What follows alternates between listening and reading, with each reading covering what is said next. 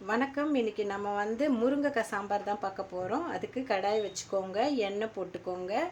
எண்ணெய் ஊற்றிட்டு ஒரு லிமிட்டாக எண்ணெய் ஊற்றுங்க.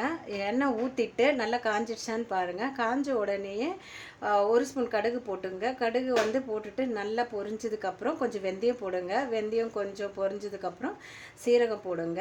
சீரகம் போட்ட உடனே வெங்காயம் போட்டுட்டு நல்லா வணக்குங்க. வெங்காயம் போட்டு நல்லா கொஞ்சம் இப்படி ரெண்டு வணக்குங்க.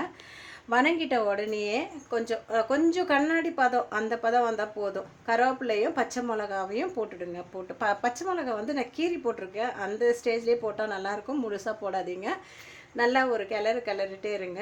அது ஒரு பதம் ஒன்று வரும், கண்ணாடி பதம் மாதிரி. அப்போது நம்ம உரித்து வச்ச 6-7 பூண்டு, நான் ஒரு 6-7 பூண்டு தான் நான் இன்றைக்கி போட போகிறேன். எவ்வளோ பூண்டு வேணுமோ அவ்வளோ போட்டுக்கோங்க. போட்டுட்டு அதையும் நல்லா வணக்கிக்கோங்க. வணக்கிட்டு நல்லா வணக்கிட்டே இருங்க. வணங்கிட்டே இருக்கும்போது நல்லா வணங்கினதும் தக்காளி போட்டுருங்க. தக்காளி போட்டுட்டு அதுவும் ஒரு பெரட்டுங்க.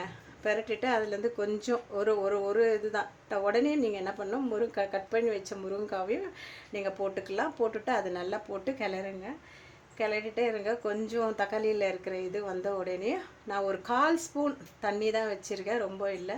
அதை எடுத்து கொஞ்சம் வச்சுக்கோங்க. அப்புறம் இப்போ மஞ்சப்பொடி போட்டிருக்கேன். நான் மஞ்சப்பொடி போட்டு கிளறிட்டு கொஞ்சோண்டு உப்பு எடுத்து பாருங்கள். நான் கல் உப்பு போட்டிருக்கேன் இன்றைக்கி. கல் உப்பு போட்டு ஒரு கிளறிடுங்க. ஒரு 1/4 டம்ளர் தண்ணி எடுத்து வச்சுருக்கேன். அதை எடுத்து இந்த ஸ்டேஜில் ஊற்றுங்க.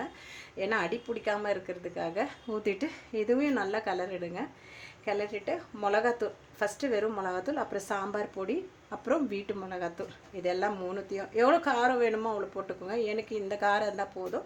கரைச்சி வச்ச புளி தண்ணியை நான் இந்த ஸ்டேஜ்லேயே ஊற்றிடுறேன். நான் ஊற்றிட்டு நல்லா கிளறுங்க. நல்லா கிளறிட்டே இருக்கும்போது கொஞ்சம் ராஸ்மெல் வந்துக்கிட்டே இருக்கும். அப்போது நம்ம ஒரு சொம்பு தான் நான் தண்ணி எடுத்து வச்சுருக்கேன்.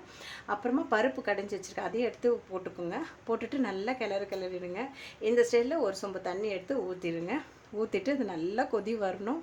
அந்த ராஸ்மெல் போகணும். இன்னொன்று முருங்கைக்காய் வேணும். நல்லா வெந்துருச்சுன்னா அப்போது கொத்தமல்லி போடுங்க. கொத்தமல்லி தூவிட்டு அதையும் நல்லா கிளறுங்க.